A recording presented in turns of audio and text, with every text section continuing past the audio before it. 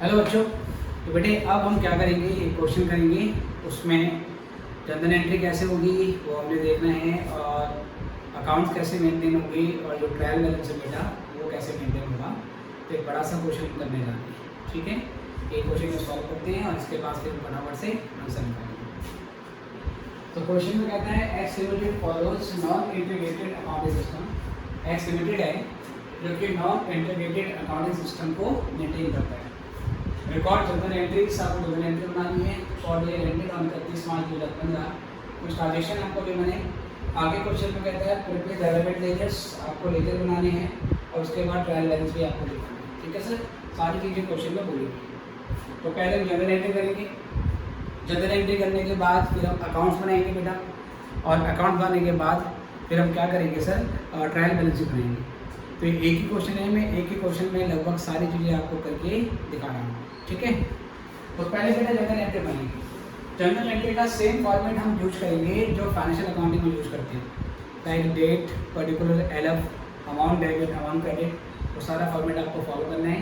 बस नरेशन आप छोड़ सकते हो, नरेशन नहीं लिखोगे बेटा तो भी चलेगा, ठीक है सर। योर चॉइस, कोई दिक्कत वाली बात नहीं। मैं तो फिलहाल नंबर डाल के एंट्री कर दूँगा।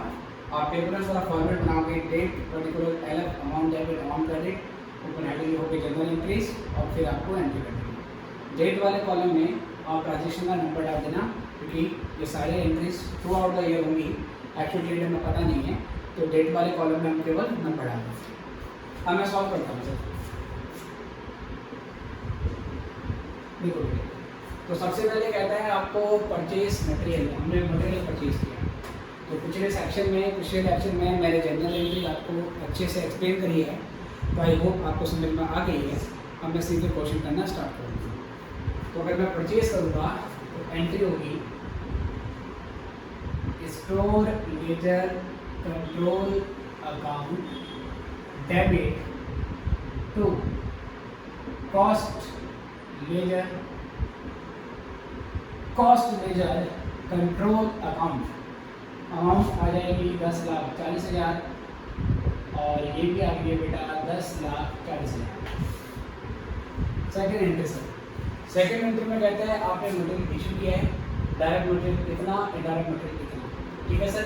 क्या करोगे, डायरेक्ट मटेरियल जाएगा WIP में, work in progress ledger control account debit, और जो इनडायरेक्ट है बेटा वो क्या लिखोगे, फैक्ट्री ओवरहेड या प्रोडक्शन ओवरहेड, मैन्युफैक्चरिंग ओवरहेड या वर्क ओवरहेड, आपकी मर्जी। पूरा लिख के आना, पेपर में ये भी पूरा लिखना है, वर्क इन प्रोग्रेस। अभी मैं शॉर्ट में लिख रहा हूँ, पेपर में तमीज से पूरा ढंग से लिख के आएंगे। तो factory overhead control account debit, ठीक है। तो बेटा कितना आएगा, हमारा जो डायरेक्ट मटेरियल है वो 6 लाख है, इनडायरेक्ट मटेरियल आपका 60,000 है, और अल्टीमेटली आपका मटेरियल कम हो जाएगा। तो to store ledger control account ये हो गया हमारा 6,60,000, ठीक है मेरे बच्चों। थर्ड देखो सर, तीसरा कहता है कि आपने मटेरियल सप्लायर को वापस कर दिया है, वेंडर को वापस कर दिया है। अगर सप्लायर को सामान वापस करेंगे, नॉर्मल एंट्री बनती है creditors account debit to purchase item. फिलहाल यहाँ क्रेडिट को हमें लिखना नहीं है, पर्सनल अकाउंट है, तो लिखेंगे कॉस्ट लेजर कंट्रोल अकाउंट, और यहाँ पर क्या लिखोगे बेटा 2, आप यहाँ पे लिखोगे स्टोर लेजर कंट्रोल अकाउंट, क्योंकि आपका जो मटेरियल का स्टॉक है वो कम हो जाएगा। Store ledger control account, amount हो गया इसका 20,000, तो 20,000 से हमने यहाँ पर अमाउंट बना लिया। Point number 4 sir, fourth point में कहता है आपका return of material, return of material from job rupees 24,000। जो हमने जॉब में WIP में मटेरियल इशू किया था वहाँ से वापस आया 24,000, और जो इनडायरेक्ट मटेरियल आपने इशू किया था वहाँ से वापस आया 10,000। जब मटेरियल वापस आएगा स्टोर में तो स्टोर का बैलेंस बढ़ेगा, स्टोर का बैलेंस बढ़ेगा तो हम क्या करेंगे, हम लिखेंगे store ledger control account debit. जो सामान WIP से वापस आया बच्चों उसके लिए WIP लेजर कंट्रोल अकाउंट, और जो इनडायरेक्ट से वापस आएगा बच्चों उसके लिए क्या लिखोगे, फैक्ट्री ओवरहेड कंट्रोल अकाउंट। कितनी कितनी अमाउंट है इसकी, डायरेक्ट मटेरियल 24,000 वापस आया है, इनडायरेक्ट मटेरियल 10,000 आया है, तो यहाँ पर 24,000, यहाँ पर 10,000 और यहाँ पर पूरा हो जाएगा 34,000। राइट प्यारे बच्चों। फिर कहता है आपने वेजेस पे करी टोटल 13 लाख रुपए की, तो पहले वेजेस पे करने की एंट्री बनाएंगे। वेजेस पे करने की एंट्री होगी, वेजेस पे करने की एंट्री होगी, wages control account debit to cash account तो लिखेंगे नहीं, तो to cost ledger control account, और 13 लाख की हमने वेजेस पे करने की एंट्री बना दी है। ये करने के बाद प्यारे बच्चों अब जो वेजेस है इसको एलोकेट करेंगे कि इसमें से कितनी वेजेस डायरेक्ट वेजेस है और कितनी वेजेस इनडायरेक्ट वेजेस है। तो बेटा उसके लिए क्या किया जाएगा, बता रखा है कि डायरेक्ट वेजेस 12,84,000 है। जो डायरेक्ट वेजेस है वो WIP लेजर कंट्रोल अकाउंट में चला जाएगा। बाकी की जो बची 16,000 इनडायरेक्ट वेजेस है उसको हम फैक्ट्री ओवरहेड कंट्रोल अकाउंट में डाल देंगे, दैट इज 16,000, और ये पूरी वेजेस हमारी खत्म हो जाएगी। तो वेजेस कंट्रोल अकाउंट ये बेटा हमने पूरा का पूरा अमाउंट डाल दिया है 13 लाख रुपए का। ठीक है प्यारे बच्चों। उसके बाद फिर एंट्री नंबर 6 में क्या बोलता है, कहता है फैक्ट्री ओवरहेड आपने इनकम किए हैं 5,80,000 के, फैक्ट्री ओवरहेड का इतना खर्चा आपने और कर दिया है, इनडायरेक्ट एक्सपेंस है। एक्सपेंस की एंट्री होती है एक्सपेंस टू कैश, एक्सपेंस तो फैक्ट्री ओवरहेड है वो डेबिट करना पड़ेगा, to cash account real account है वो उसमें आता नहीं, तो उसके लिए कॉस्ट लेजर कंट्रोल अकाउंट लिखना पड़ेगा। तो हमारी एंट्री होगी factory overhead control account debit, factory overhead control account debit, ठीक है, factory overhead control account debit. और यहाँ से पहले बच्चों आप क्या लिखोगे, कॉस्ट लेजर कंट्रोल अकाउंट। तो बेटा क्या करेंगे, यहाँ से आपकी अमाउंट आ जाएगी 5,80,000, तो 5,80,000 का अमाउंट हमने यहाँ डाल दिया। ठीक है पहले बच्चों। इसके बाद बेटा क्वेश्चन कहता है overhead applied to jobs was 50% of that wages. जो ओवरहेड आपने इनकर करे अब आप उसको एब्जॉर्ब करोगे, राइट सर। जो ओवरहेड एब्जॉर्ब करे वो कितने हैं सर, 50% है डायरेक्ट वेजेस का। कौन सा ओवरहेड की बात हुई है, इस पूरे क्वेश्चन में एक ही तरीके का ओवरहेड है, फैक्ट्री ओवरहेड। और जो फैक्ट्री ओवरहेड होता है उसको हम WIP में एब्जॉर्ब करते हैं। तो फैक्ट्री ओवरहेड में इसको एब्जॉर्ब करवाने की, WIP में एब्जॉर्ब करवाने की एंट्री होगी work in progress ledger control account debit, और क्रेडिट क्या करोगे बेटा, क्रेडिट करोगे आप factory overhead control account, factory overhead control account. तो प्यारे बच्चों किस तरीके से किया जाएगा, कितना बोला गया आपको, ये डायरेक्ट वेजेस का 50%। डायरेक्ट वेजेस आपकी थी 12,84,000, 12,84,000 का आपको आधा करना पड़ेगा। तो 12 का आधा हो गया 6, 84 का आधा हो गया आपका 42, तो 6,42,000। ठीक है बेटी, ये 6,42,000 कैसे आया, इसका 50% बेटा डायरेक्ट वेजेस का आधा, तो 12 का आधा 6, 84 का आधा 42, तो 6,42,000 रुपये आपने यहाँ से रिकॉर्ड करवा दिया। 8वें क्वेश्चन में कहता है जॉब्स आपकी कंप्लीट हो गई, इसका मतलब अब ये WIP नहीं रहा, ये फिनिश गुड्स बन गया। तो जो फिनिश गुड्स बन जाएगा पहले बच्चों उसकी एंट्री क्या करोगे आप, लिखोगे finish goods ledger control account debit to work in progress ledger control account. बेटा कितना आएगा, अमाउंट आएगी आपकी 23 लाख की सर। तो 23 लाख का अमाउंट यहाँ भी आ गया और सर यहाँ भी आ गया। पॉइंट नंबर 9 सर, 9 क्वेश्चन में कहते हैं सेल्स आपकी हुई है 37 लाख की, जिसकी कॉस्ट ऑफ गुड्स सोल्ड आपकी 22,20,000 की थी। तो पहले आप कॉस्ट ऑफ गुड्स सोल्ड मतलब फिनिश गुड्स को निकालोगे, फिर क्या बेटा उसके बाद बेचोगे। तो 9 में 2 एंट्री होगी। जब कॉस्ट ऑफ गुड्स सोल्ड को निकालते हैं तो एंट्री होती है आपकी cost of sales account debit to finish goods ledger control account. ठीक है सर, ये कितनी है आपकी, ये है बेटा फॉर्म नंबर 9 कर रहे हैं हम। इसकी वैल्यू है आपकी 22,20,000 की सर।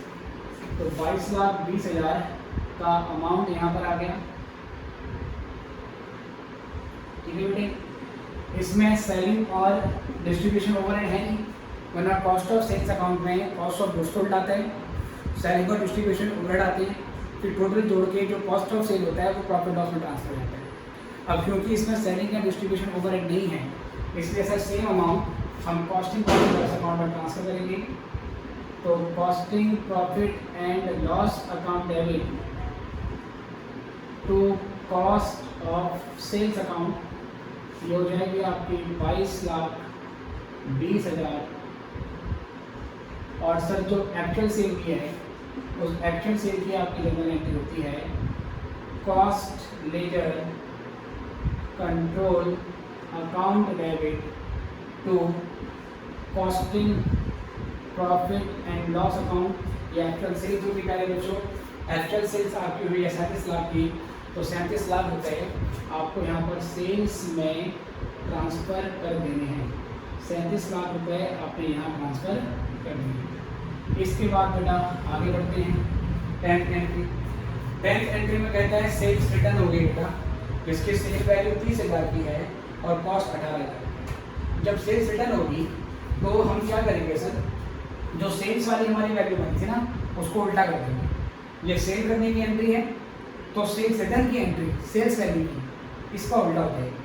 तो एंट्री होगी हमारी costing profit and loss account debit to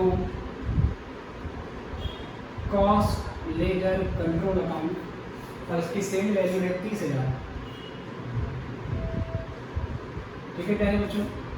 और बी क्या करोगे सर, आपको कॉस्ट केवल है 18,000 की। जब हमारे पास सामान वापस आएगा, सामान वापस आने से हमारा फिनिश गुड्स वापस बढ़ जाएगा। ठीक है, तो सेल रिटर्न होगी, हमारी फिनिश गुड इन्वेंट्री वापस बढ़ जाएगी। तो हम क्या करेंगे, finish goods ledger control account debit, और सर वापस किसने किया है, वापस किया होगा डेटर ने, राइट। तो डेटर सर पर्सनल अकाउंट है, पर्सनल अकाउंट यहाँ पर मेंटेन होता नहीं है, तो क्या लिखेंगे यहाँ पर to cost ledger control account. तो इसकी कॉस्ट है बेटा 18,000, तो 18,000 और 18,000 यहाँ पर इस तरीके से हमने कर दिया। ठीक है मेरे बच्चों, तो ये एंट्री होगी। कभी कभार सेल्स रिटर्न की केवल कॉस्ट मेंशन होती है तो सिर्फ ये वाली एंट्री होगी। कभी कभार सेल्स की केवल सेल्स वैल्यू पता होगी तो केवल ये वाली एंट्री होगी। जहाँ पर सेल्स रिटर्न की सेल्स वैल्यू और कॉस्ट दोनों पता होगी, वहाँ पर 2 एंट्री आपको इस तरीके से बनानी है, राइट सर। 11th में कहता है अंडर और over absorbed overheads are carried forward to next year. जो भी फैक्ट्री ओवरहेड का अंडर या ओवर एब्जॉर्प्शन होता है वो अगले साल के लिए कैरी फॉरवर्ड हो जाएगा। मतलब इस वार्षिक उसको मैंने बैलेंस शीट के नाम से दिखाना है और अगले साल वो बैलेंस शीट बन जाएगा।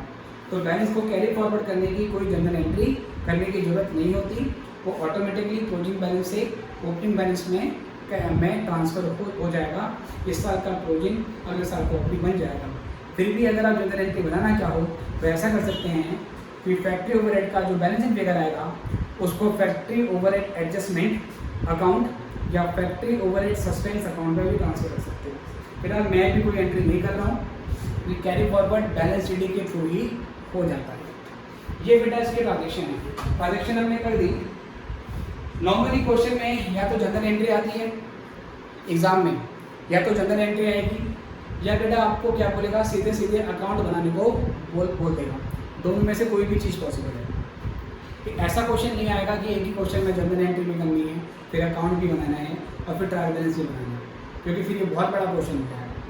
ऑल्दो मैं करवा रहा हूँ, लेकिन एक ही क्वेश्चन में तीनों चीज़ें आपसे नहीं पूछेगा, क्योंकि क्वेश्चन लेंथी हो जाता है और इस चैप्टर से अगर ट्रांजेक्शन आती हैं तो 6 से 8 नंबर का जनरल एंट्री का क्वेश्चन बनता है, इससे बड़ा क्वेश्चन तो आएगा नहीं। फिर भी मैंने ट्रांजेक्शन करा दी, आप इसको नोट करो। फिर मैं इसी के अकाउंट बनाता हूँ और फिर ट्रायल बैलेंस बनाता हूँ। ठीक है, इतना करो फिर हम आगे बढ़ें।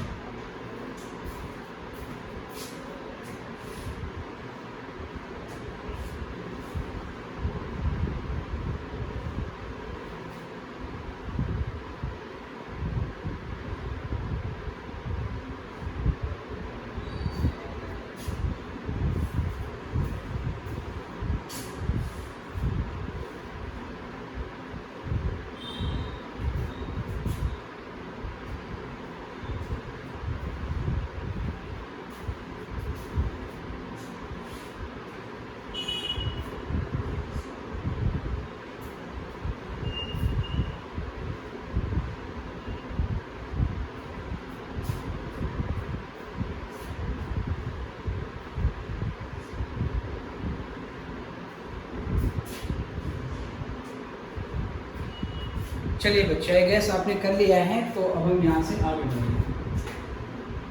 ठीक है सर, मैं मिटा रहा हूँ और फिर मैं इसी ट्रांजेक्शन की अकाउंट्स बनाता हूँ, वो किस तरीके से बनेंगे वो देखेंगे।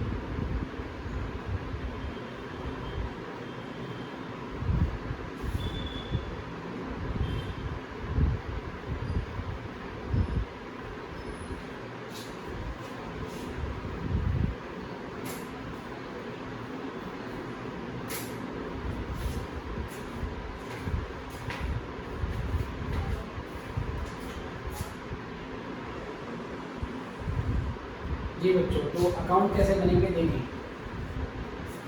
तो कौन कौन से मेन अकाउंट बनेंगे बेटा? एक तो बनेगा आपका स्टोर लेजर कंट्रोल अकाउंट। मैं नॉर्मल टी शेप में बना रहा हूँ।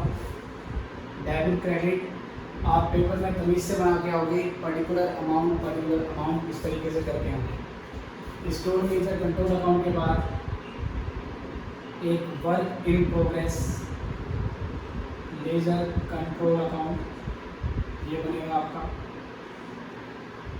फिर बेटा उसके बाद finish goods ledger control account बनेगा। ठीक है सर। उसके बाद एक वेजेस कंट्रोल अकाउंट बनाएंगे, एक फैक्ट्री ओवरहेड कंट्रोल अकाउंट बनाएंगे और एक costing profit and loss account बनेगा। ठीक है बेटा, एक कॉस्टिंग प्रॉफिट लॉस अकाउंट बनेगा और उसके बाद एक कॉस्ट लेजर कंट्रोल अकाउंट बनेगा। तो पहले आप ये सारे खाते बनाइए, तो यहाँ लिख देना है debit credit debit credit debit credit, सब में लिख देना है। ठीक है, वो आप लिख दें, जल्दी से करो, मैं सॉल्व करता हूँ उसको।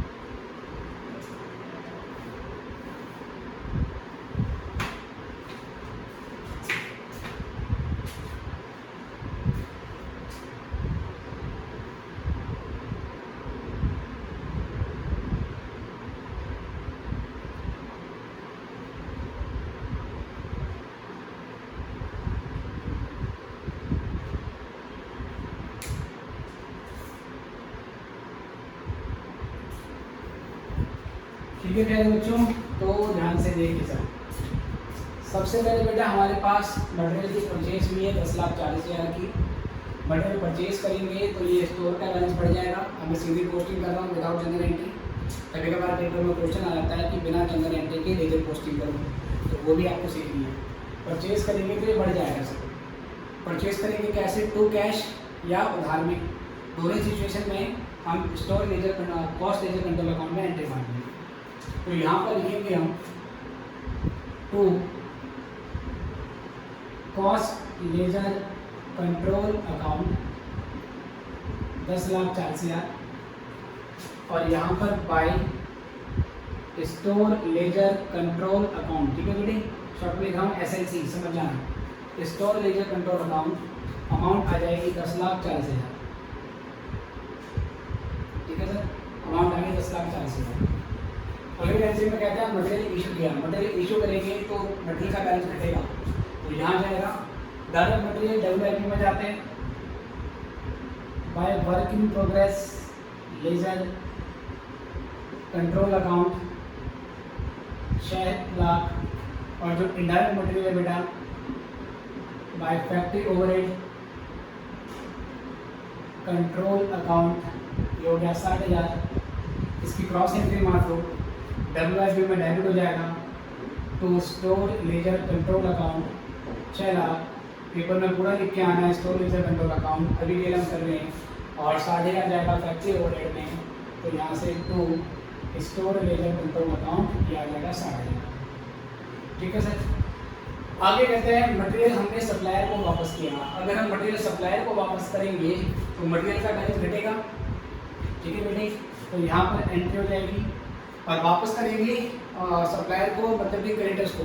क्रेडिटर आपका पर्सनल अकाउंट है जो कि इसमें मेंटेन नहीं होता है, इसलिए क्या लिखेंगे by cost ledger control account. Amount है बेटा इसका 20,000 का, और क्रॉस एंट्री यहाँ पर आ जाएगी to store ledger control account, तो बेटा 20,000 का अमाउंट हमारे पास आ जाएगा। Return of material from jobs, सामान जॉब से वापस आया, मतलब WIP से वापस आया, WIP से वापस आएगा तो स्टोर रूम आएगा, स्टोर बढ़ेगा WIP घटेगा, तो यहाँ पे लिखेंगे to work in progress ledger control account. इसका अमाउंट है बेटा आपका 24,000 का, और यहाँ लिखेंगे by store ledger control account 24,000 का। इनडायरेक्ट मटेरियल वापस आया बेटा 10,000 रुपये का, इनडायरेक्ट मटेरियल आया होगा तो फैक्ट्री ओवरहेड से वापस आया होगा, तो अल्टीमेटली यहाँ बैलेंस बढ़ जाएगा, और फैक्ट्री ओवरहेड की कॉस्ट आपकी कम हो जाएगी, तो to factory overhead control account इसका अमाउंट है 10,000, और यहाँ पर जो आएगा बच्चों वो आ जाएगा by store ledger control account, ये आ गया आपका 10,000। आगे क्वेश्चन में कहता है वेजेस आपने पे करी हैं 13 लाख की, तो वेजेस आप पे करोगे बेटा, पहले यहाँ डाल दोगे, और वेजेस टू कैश एंट्री होती है, कैश रियल अकाउंट है तो आता नहीं है, इसलिए यहाँ पर लिखोगे to cost ledger control account 13 lakh रुपए का। ठीक है बेटी, और ये यहाँ पर आ जाएगा by wages control account 13 lakh का। फिर आपने इस वेजेस को बांटा, जिसमें से 12,84,000 डायरेक्ट वेजेस थी जो WIP में जाएगी, और 16,000 इनडायरेक्ट वेजेस थी जो फैक्ट्री ओवरहेड में ट्रांसफर हो जाएगी। तो यहाँ पर क्या लिखोगे आप, यहाँ लिखोगे bye work in progress ledger control account 12,84,000, और बाय क्या नाम है sir factory overhead control account, ये हो जाएगा 16,000। तो प्यारे बच्चों अब WIP में क्या करोगे, यहाँ पर लिखोगे to wages control account 12,44,000, sorry 12,84,000, और फैक्ट्री ओवरहेड में टू वेजेस कंट्रोल अकाउंट यहाँ आ जाएगा 16। इसके बाद प्यारे बच्चों फैक्ट्री ओवरहेड आपके लेबर हुए हैं 5,80,000 के, एक्सपेंस बढ़ेगा डेबिट कर देंगे, एक्सपेंस पे हुआ है टू कैश, तो बेटा वो रियल अकाउंट है जो कि मेंटेन नहीं होता है, इसलिए यहाँ पर हम to cost ledger control account लिखेंगे, और यहाँ पर आपकी जो अमाउंट आएगी बेटा कितनी आएगी 5,80,000 की, और इसका जो दूसरा इफेक्ट है वो यहाँ दे देंगे by factory overhead control account 5,80,000 रुपये का। उसके बाद प्यारे बच्चों ओवरहेड आपने जॉब में अप्लाई करें, ओवरहेड अगर एब्जॉर्ब होते हैं तो WIP में जाते हैं, तो यहाँ से ओवरहेड हम डालेंगे WIP में bye work in progress ledger control account, overhead absorb होगा तो यहाँ से ट्रांसफर होगा सर। कितना था बेटा वो 50% था वेजेस का, मतलब 6,42,000। तो यहाँ आएगा 6,42,000, यहाँ पर आएगा 6,42,000। और बेटा यहाँ पर डेबिट कर देंगे हम, लिखेंगे फैक्ट्री ओवरहेड कंट्रोल अकाउंट 6,42,000। आगे क्वेश्चन में कहता है जॉब्स आपकी कंप्लीट हो गई हैं 23 लाख की। जो जॉब कंप्लीट हो जाती हैं अब वो WIP नहीं रहेगी, वो बन जाएगी फिनिश गुड्स। तो यहाँ से WIP से निकालो, WIP से निकालेंगे by finish goods ledger control account. कितना अमाउंट है 23 लाख का सर। तो यहाँ 23 लाख आ गया, 23 लाख, और ये यहाँ आ जाएगा तो WIP laser control account 23 lakh. उसके बाद प्यारे बच्चों सेल्स आपकी हुई है 37 लाख की। सेल्स आपकी जो होती हैं वो यहाँ डाल देंगे हम, by sales 37 lakh sales value की, और यही सेल आपकी कॉस्टिंग लेजर अकाउंट में भी आ जाती है। टू सेल्स 37 लाख, ठीक है। या ध्यान दे सकते हो by cost ledger control account, और यहाँ पर तुम कॉस्ट प्रॉफिट लॉस अकाउंट ऐसे भी कर सकते हैं। सेल्स एक बार वहाँ पर क्रेडिट और एक बार यहाँ पर डेबिट। और बेटा आपकी जो कॉस्ट ऑफ गुड्स सोल्ड है, यहाँ पे सामान निकाला है तो ये क्या करोगे फिनिश गुड्स से निकालोगे, और ये कॉस्ट ऑफ सेल्स में ट्रांसफर होता है। तो कॉस्ट ऑफ सेल में ट्रांसफर हो जाएगा आपका 22,20,000। तो एक कॉस्ट ऑफ सेल्स अकाउंट भी बनेगा। तो मैंने कॉस्ट ऑफ सेल्स नहीं बनाया, यहाँ कर देता हूँ। अब ये कि कॉस्ट ऑफ सेल्स अकाउंट भी बनाएंगे, और जो कॉस्ट ऑफ सेल्स अकाउंट है वहाँ पर दिखाएंगे हम to finish goods ledger control account, और यहाँ से 22,20,000 का अमाउंट आ जाएगा। आगे क्वेश्चन में कहता है सेल्स आपकी वापस हुई है जिसकी वैल्यू है 30,000 की। जो सेल्स वापस होगी बेटा वो यहाँ डाल दो, तो सेल्स रिटर्न, या आप यहाँ से माइनस कर सकते हो, कोई दिक्कत वाली बात नहीं। सेल्स आपकी रिटर्न हुई है बेटा कितने की, सेल्स वैल्यू है 30,000 की, और सेम चीज़ यहाँ पर आ जाएगी बाय सेल्स रिटर्न 30,000 का। या आप सेल्स रिटर्न ना लिख के यहाँ लिखोगे कॉस्ट लेजर कंट्रोल अकाउंट, और यहाँ पर by costing profit loss account, तो जनरल एंट्री के हिसाब से है। 18,000 का सामान जो वापस आया है उसकी सेल्स वैल्यू 30,000 थी, उसकी एंट्री बन गई 18 की कॉस्ट है, तो इससे मेरा फिनिश गुड्स फिर से बढ़ जाएगा। यहाँ पर मैं कॉस्ट लेजर कंट्रोल अकाउंट लिखूँगा, और यहाँ लिखूँगा 18,000, और यहाँ पर बाय, ठीक है sir, finish goods ledger control account, finish goods ledger control account 18,000 से मैं यहाँ पे डाल दूँगा। अकाउंटिंग इफेक्ट देने के लिए मुझे इस तरीके से इसकी एंट्री करनी पड़ेगी। अब सर ये सब करने के बाद उसके बाद आगे देखेंगे, यहाँ से नेक्स्ट हमारा आएगा अंडर और ओवरहेड और overheads are carry forward to next year करें। जो भी डिफरेंस आएगा सर उसको हम बाद में कैरी फॉरवर्ड कर लेंगे। अब क्या करेंगे बेटा, अब हर अकाउंट का बैलेंस निकालेंगे। तो सबसे पहले हम इस अकाउंट को टैली कर लेते हैं और देखते हैं कि हर अकाउंट में कितना कितना बैलेंस आता है। तो उसके लिए मुझे कैलकुलेटर चाहिए होगा, जिसको मैं अभी ये पढ़ा हुआ है सर, सॉल्व कर लेते हैं। तो यहाँ का टोटल है 10,40,000, ठीक है सर, 10,40,000, और ये 10 हो गया आपका 10,50,000, और ये हो गया 10,74,000। यहाँ का टोटल है 10,74,000, और जो ये 10,74,000 है प्यारे बच्चों, यहाँ से हम बैलेंस निकालेंगे बाय बैलेंस शीट। चलो मैं बैलेंस पे ऐसे करता हूँ, दूसरे पेन से लिख देता हूँ। यहाँ से बैलेंस आ जाएगी बाय बैलेंस शीट, रिप्रेजेंट क्या करता है बताएंगे अभी। ये निकालिए मैंने बैलेंस शीट फिगर। तो 10,74,000 में से बेटा 10,50,000 10,74,000, 10,74,000 में से आई नीड टू सब्ट्रैक्ट 6,80,000। 680 इसमें से माइनस कर दूँगा तो 3,94,000 का बैलेंस यहाँ पर बच जाएगा। ठीक है बेटे, ऐसे ही यहाँ से अगर हम इसका टोटल करें तो ये कितना आता है, ये आ रहा है आपका 60,000 प्लस 12,84,000 642, ठीक है सर। ये हो गया आपका 19,86,000, 8,500 प्लस 12,84,000 प्लस 6,86,000, तो 19,86,000, 19,86,000 आपका टोटल आया है। और इसमें बेटा आपका ये 19,86 है और आपका ये 23,20,000 है। तो ये बेटा ये 6 लाख है, माई मिस्टेक में 7,500 ये 6 लाख है। 6 लाख प्लस 12,84,000 और 642, हाँ बेटा ये आ रहा है 25 लाख, ये आ रहा है आपका 25,26,000।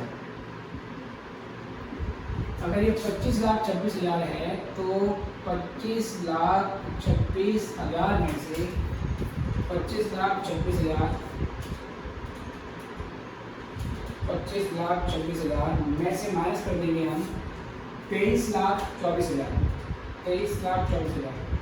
तो ये बेटा हमारा जो बैलेंस आएगा ये 2,02,000 आएगा। तो बाई बैलेंस CD ये आ गया 2,02,000। ये मैं रेड पेन से लिख रहा हूँ, आप समझ जाना कि ये आपका क्लोजिंग बैलेंस है। सेम ऐसे बैलेंस बच्चों यहाँ से बैलेंस निकालेंगे, यहाँ से बैलेंस निकालना पड़ेगा हम। तो 23 लाख और 18,000 जोड़ देंगे इसमें, तो ये हो गया 23,18,000 और 23,18,000 में से हमें माइनस करना है 22,20,000, तो ये आ जाएगा 98,000। 98,000 का हमारा बैलेंस आ गया। By balance CD 98,000। Cost of sales account हमेशा क्लोज कर देते हैं। कॉस्ट ऑफ सेल्स अकाउंट में जो भी फिगर आती है उसको हम costing profit and loss account में डाल देते हैं सर। तो ये 22,20,000 की फिगर आएगी और 22,20,000 का जो अमाउंट है इसको कॉस्टिंग प्रॉफिट लॉस में ट्रांसफ़र कर दिया जाएगा, जो कि यहाँ पर आ जाएगा। तो लिखेंगे to cost of sales account, ये हो गया 22,20,000। वेटेज कंट्रोल अकाउंट बेटा टोटल हो गया है, इसमें कोई बैलेंस नहीं बचेगा, दोनों साइडें बराबर होगी। फैक्ट्री ओवरहेड कंट्रोल अकाउंट देखेंगे, इसमें हमारे पास स्टोर लेजर कंट्रोल अकाउंट में 7,500 डेबिट है, 16 डेबिट है, 580 है। तो 7,500 प्लस 16 और 5,80,000 ये आ रहा है 6,56,000 सर। यहाँ पे टोटल 6,56,000 आया, ठीक है। 6,56,000 का टोटल आ रहा है। इसका बैलेंस डेबिट बैलेंस भी बच सकता है, क्रेडिट बैलेंस भी बच सकता है। अभी जो बैलेंस बच रहा है बेटा वो डेबिट बैलेंस है, क्योंकि डेबिट साइड ज़्यादा है। तो यहाँ से निकालेंगे बाय बैलेंस CD और 656 में से आई नीड टू माइनस 6,52,000, तो इट विल बिकम 4,000। 4,000 का बैलेंस यहाँ पर बन गया, ठीक है बेटे। सारे काम क्लोज हो गए। फाइनली सेल्स 37 लाख की आई, उसमें से माइनस करेंगे हम, तो 37 लाख की सेल्स होगी, ठीक है सर। 37 लाख की सेल्स हमारी यहाँ पर हो रही है 37 लाख, राइट सर। और इसमें से हम माइनस कर देंगे 30,000 और 22,20,000, 22,20,000, राइट सर। तो हमारे पास ये आता है 1,14,50,000, राइट सर। 14,50,000 का हमारा प्रॉफिट आ रहा है यहाँ से। तो to net profit transfer to cost ledger control account, ठीक है बेटे। तो हमारे यहाँ पर 14,50,000 का प्रॉफिट आता है और ये 14,50,000 का जो प्रॉफिट है ये हम यहाँ पर ट्रांसफ़र करेंगे, ठीक है सर। तो यहाँ से ट्रांसफ़र करेंगे हम और लिखेंगे by costing profit and loss account 14,50,000। Finally इस अकाउंट को भी टैली कर देंगे सर। तो 14,50,000 और 18,000 और 30,000 और 5,80,000 और 13 लाख और 10,40,000। तो ये आ रहा है बेटा आपका 441,800। इसमें से माइनस कर देंगे हम, इसमें से हम 20,000। चलो पहले बेटा टोटल निकाल लेते हैं। तो ये टोटल आ रहा है 441,800। तो 441,800 इसमें से माइनस कर देंगे तो ये आ जाएगा हमारा बैलेंस सेविंग। तो बैलेंस हो जाएगा 37,20,000। सर ये करने के बाद हमारा 6,98,000 का बैलेंस। ठीक है सर, ये हमारी बैलेंस है। क्वेश्चन को वेरीफाई करने के लिए आप ऐसे कर सकते हो बेटा, चलो वो तो ट्रायल बैलेंस बनाएंगे तो हमारा वेरीफाई क्वेश्चन हो ही जाएगा। लेकिन अब इस अकाउंट में जो बैलेंस बच रहा है वो बैलेंस क्या रिप्रेजेंट करता है, क्या इंडिकेट करता है, वो भी आप समझेंगे। स्टोर लेजर कंट्रोल अकाउंट में जो बैलेंस फिगर होती है, ये बचा हुआ मटेरियल है। इस साल के एंड में इतना मटेरियल बच गया है, आगे उसको यूज किया जाएगा। WIP का जो क्लोजिंग बैलेंस होता है ये इनकम्प्लीट जॉब को दिखाता है। जो जॉब करंट पीरियड में अभी इनकम्प्लीट है, जो इस पीरियड में कंप्लीट नहीं हुई है, इनको फर्दर अगले पीरियड में प्रोसेस किया जाएगा, वो यहाँ पर आ जाएगी। Finish goods ledger control account बेटा, ये जो finish goods ledger control account है, इसका बचा हुआ स्टॉक, बचा हुआ बैलेंस, बचे हुए फिनिश गुड्स की वैल्यू दिखाता है जो रेडी फॉर सेल है लेकिन इसकी अभी सेल नहीं हुई है। तो ये फिनिश गुड्स का स्टॉक हो जाएगा। ये अकाउंट तो हमेशा सर बैलेंस रहेगा क्योंकि इसमें जो भी डिफरेंस आएगा वो कॉस्टिंग प्रॉफिट लॉस में ट्रांसफर हो जाता है। वेजेस कंट्रोल भी हमेशा बैलेंस रहेगा, कुछ नहीं बचेगा सर। फैक्ट्री ओवरहेड का जो बैलेंस बचता है वो अंडर या ओवर एब्जॉर्ब ओवरहेड को दिखाता है, राइट सर। अगर क्रेडिट बैलेंस है मतलब ओवरहेड इनकट ज़्यादा किए हैं, एब्जॉर्ब कम किए हैं, तो ये अंडर एब्जॉर्प्शन है ओवरहेड का। अगर क्रेडिट साइड ज़्यादा है, डेबिट साइड कम है, यहाँ डिफरेंस आता तो ओवर एब्जॉर्प्शन होता ओवरहेड का। क्योंकि इस क्वेश्चन में बोला हुआ था कि जो भी ओवरहेड है उसको अगले साल के लिए कैरी फॉरवर्ड करना है, इसलिए मैंने इसको यहाँ पर बाय बैलेंस शीट के नाम से लिखा है, या इसको मैं by factory overhead adjustment account या by factory overhead suspense account के नाम से भी लिख सकता हूँ। कैरी फॉरवर्ड करने के लिए ऐसे काम करते हैं।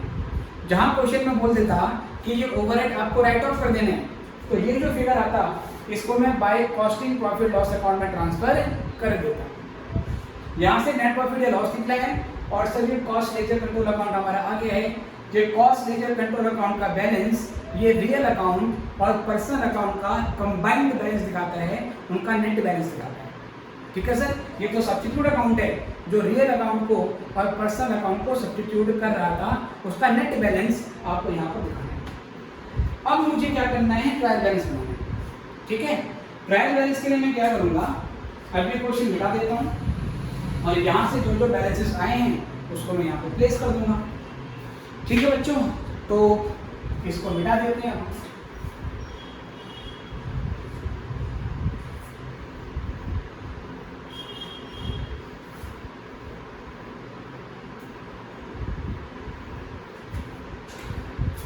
जी, तो अब बनाएंगे ट्रायल बैलेंस।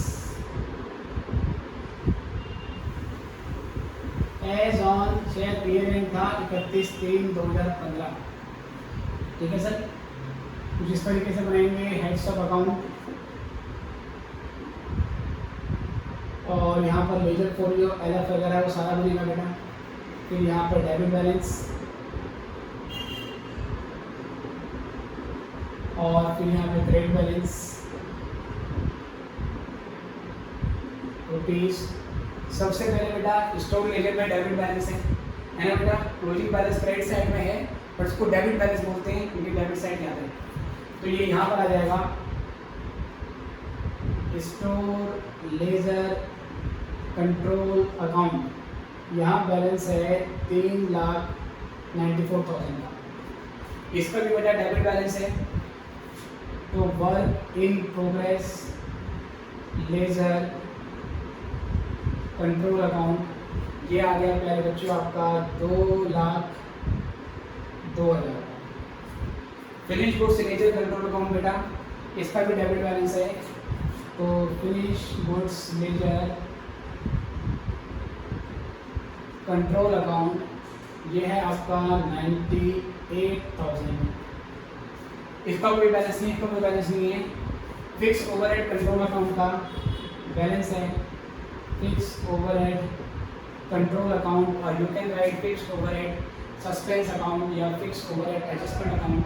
ये है आपका 4,000 का बेटा। और अल्टीमेटली बेटा कॉस्टिंग प्रॉफिट लॉस अकाउंट में कोई बैलेंस नहीं है, और जो कॉस्ट लेजर कंट्रोल अकाउंट है उसमें हमारा क्रेडिट बैलेंस है। तो कॉस्ट लेजर कंट्रोल अकाउंट ये आ गया हमारा 6,98,000। अब इसके बाद क्या करेंगे बेटा, ये आपका जो अकाउंट है ये मैच कर जाएगा, ट्रायल बैलेंस मैच कर जाएगा सर। तो 3,94,000 प्लस 2,02,000 प्लस 98,000 और प्लस 4,000 सर, इसको प्लस करेंगे तो ये 6,98,000 और ये भी कितना हो गया 6,98,000। और बच्चों ये टोटल हो चुका है। तो ये है बेटा non integrated accounting system. General entry मैंने समझा दी और अब मैंने क्वेश्चन भी करा दिए, ठीक है। इसी प्रोसेस से बाकी सारे क्वेश्चन करने होते हैं। अब आप लोग मॉड्यूल के क्वेश्चन अपने आप करेंगे तो समस्या होगी, तो फिर आप मुझे व्हाट्सअप करेंगे और कॉल करेंगे। हो सकता है कॉल उठा लो बेटा, पॉसिबिलिटी कम है, फिर भी अगर कॉल उठा लेते हैं तो आपकी किस्मत है। अगर नंबर नहीं है मेरा तो CMA प्रकाश शर्मा ये नाम और 9811599989, ठीक है। इसमें ये नाम तो मेरी मम्मी पापा ने रखा है और ये नाम मैंने अर्न किया है सर, ये मैंने अपनी मेहनत से कमाया है। जैसे आप अभी वर्क इन प्रोग्रेस हो, धीरे धीरे आप फरीदकोट बन जाओगे तो आप भी ये नाम कमाओगे, ठीक है प्यारे बच्चों। तो अभी के लिए इतना ही। फिर अगले लेक्चर में मैं इंटीग्रेटेड अकाउंटिंग सिस्टम में जनरल एंट्री कैसे बनती है उसके बारे में बात करूँगा। और तो ज़्यादा फर्क नहीं है, अगर ये समझ में आ गया है तो नेक्स्ट टॉपिक भी समझ में आ जाएगा। तो अभी के लिए गुड बाय, फिर आपसे मिलेंगे अगली क्लास में।